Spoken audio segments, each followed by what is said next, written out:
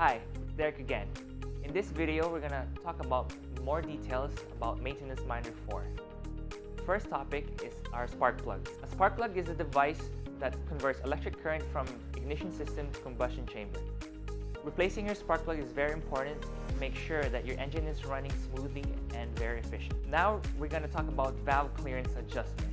This is also very crucial in servicing your vehicle to ensure that there will be no problems with your engine.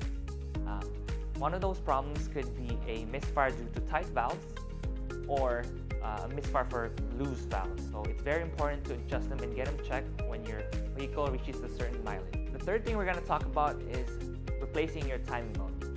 Your timing belt is what's in charge in synchronizing your upper half of the engine and the lower half of your engine. This is also very important to make sure that your engine runs longer.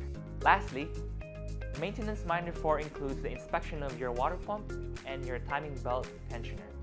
Timing belt tensioner is what keeps tension on your belt for it to operate normally.